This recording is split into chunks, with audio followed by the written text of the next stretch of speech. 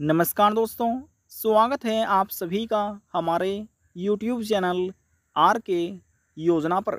एक और नया ताज़ा अपडेट लेटेस्ट न्यूज़ आप सभी पेंशन लाभार्थियों के लिए लेकर हाजिर हो चुके हैं।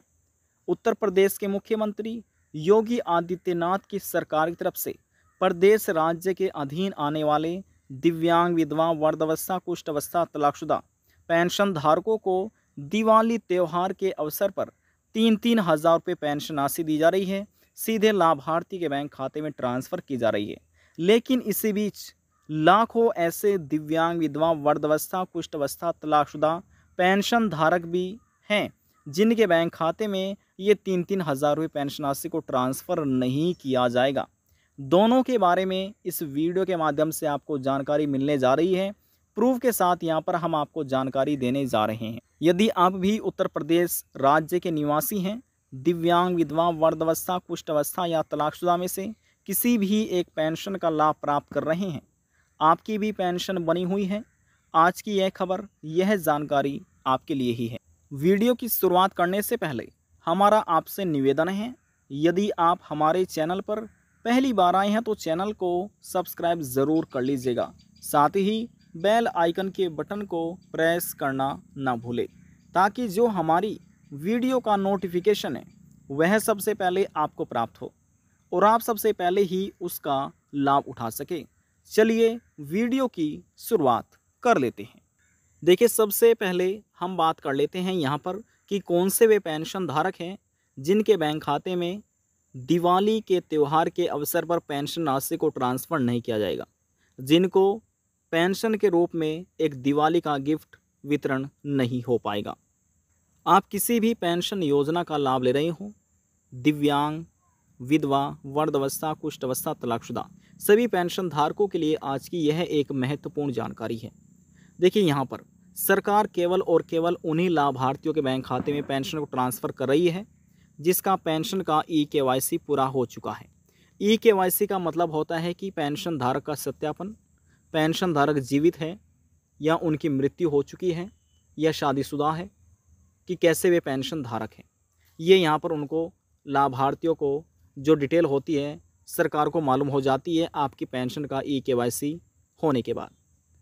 ठीक है, अब कैसे पता चलता है? देखिए, KYC उन्हीं की होगी जो जीवित है और जो पात्र हैं। पात्र होने के बाद ये डिसाइड हो पाएगा कि उनको योजना का लाभ दिया जाएगा या फिर नहीं दिया जाएगा, पेंशन EKYC का कार्य होने के बाद। अब यहाँ पर ये समझिए, पेंशन EKYC कार्य कौन करा सकते हैं। देखिए, आप चाहे पुराने पेंशन लाभार्थी हो या नए पेंशन लाभार्थी हो, यानी कि अभी आपने हाल ही में आवेदन किया है, तो आप पेंशन का EKYC करा सकते हैं। पेंशन का EKYC कराने के लिए आपको नज़दीकी CSC सेंटर पर जाना है अपना आधार कार्ड लेकर, और इसके साथ जो मोबाइल नंबर लिंक है वह मोबाइल के नंबर के साथ। तो आप CSC सेंटर पर जाकर OTP बेस्ड या अंगूठा लगाकर EKYC का कार्य आप करा सकते हैं, जो कि आपकी पेंशन का होगा, यानी कि आपका सत्यापन होने जा रहा है। ठीक है, ये कार्य आपको करना है। ये कार्य करने के बाद आपको यहाँ पर आपके बैंक खाते से NPCI मैपिंग होना चाहिए, DBT इनेबल होना चाहिए। NPCI होता क्या है? NPCI की फुल फॉर्म है national payment corporation of India. ये NPCI की फुल फॉर्म है। DBT क्या होता है? Direct benefit transfer. Uttar Pradesh राज्य में जितने भी, देखिए, सरकार जो पेमेंट कर रही है वह आपको आधार बेस्ड दिया जा रहा है। अब ऐसी स्थिति में जिनका NPCI मैपिंग नहीं होगा, DBT इनेबल नहीं होगा, बैंक खाते से आधार कार्ड लिंक नहीं होगा, उनको पेंशन नहीं दी जा रही है। बैंक खाते में ये पेंशन का पैसा ट्रांसफ़र नहीं किया जाएगा। यदि आपके पेंशन एप्लीकेशन फार्म में किसी न किसी प्रकार की कोई गलतियां है, जन्म तिथि में, आधार कार्ड डिटेल में, या फिर आपके बैंक की डिटेल में, जो आवेदन करते समय जो आपकी बैंक इन्फॉर्मेशन दी थी, यदि इसमें कोई गलतियां हैं तो आपके बैंक खाते में पेंशन राशि ट्रांसफ़र नहीं की जाएगी। अब सरकार उन्हीं लाभार्थियों को पेंशन दे रही है जिस लाभार्थी का पेंशन का EKYC पूरा है, NPCI DBT इनेबल है, एक्टिव हो चुके हैं, और जिनके पेंशन एप्लीकेशन फार्म में किसी न किसी प्रकार की कोई भी गलतियां नहीं है, उन्हीं के बैंक खाते में दिवाली से पहले ही पेंशन के रूप में ये दिवाली एक गिफ्ट दिया जा रहा है। तो चलिए यहाँ पर अब हम आपको प्रूफ के साथ जानकारी दे देते हैं कि दिवाली से पहले ही पेंशन राशि लाभार्थियों के बैंक खाते में सरकार ने ट्रांसफ़र करना प्रारंभ कर दी है। देखिए दोस्तों, यहाँ पर इस समय जो आप पेंशन पेमेंट स्टेटस देख रहे हैं, यह आपको PFMS की ऑफिशियल वेबसाइट के माध्यम से दिखाया जा रहा है। और जो पेंशन राशि यहाँ पर आप देख रहे हैं, यह एक विधवा महिला तलाकशुदा पेंशन लाभार्थी का पेंशन पेमेंट स्टेटस है। और जो पर्सनल इन्फॉर्मेशन है, जैसे कि application ID, beneficiary code, agency code, ये सभी हमने पहले ही हाइड की गई हैं सिक्योरिटी के लिए। अब जैसे हमने आपको कहा, जिसके बैंक खाते से आधार कार्ड लिंक है, NP से मैपिंग हो रही है, उन्हीं को इस सरकार पेंशन राशि दे रही है। यहाँ पर आप प्रूफ भी देख सकते हैं। अब देखिए, आधार बेस्ड सरकार पेंशन पेमेंट कर रही है, चाहे वे विकलांग हो, विधवा महिला, तलाकशुदा महिला, कुष्ठ अवस्था या फिर ओल्ड एज, या फिर आप 60 साल पेंशन का लाभ रहे हैं। उत्तर प्रदेश राज्य में सभी को आधार बेस्ड पेमेंट किया जा रहा है।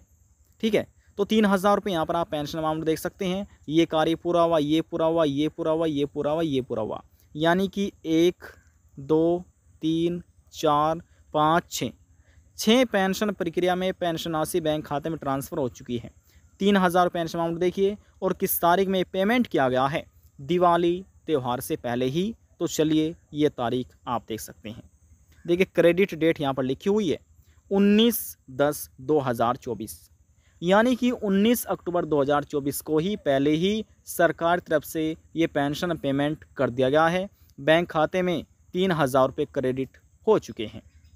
अब आप भली भांति जानते हैं, समझ सकते हैं कि 1 तारीख में सभी को पेंशन राशि ट्रांसफ़र नहीं की जाती।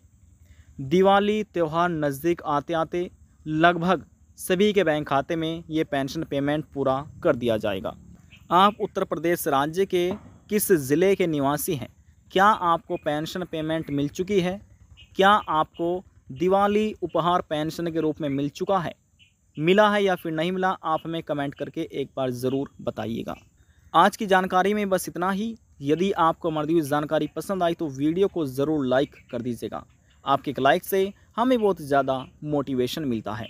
लास्ट में हम निवेदन यही करेंगे, चैनल को सब्सक्राइब और साथ ही बेल आइकन के बटन को प्रेस करना ना भूलें। अब हम आपसे मिलते हैं नेक्स्ट वीडियो में एक और नई जानकारी के साथ। तब तक के लिए जय हिंद, जय भारत।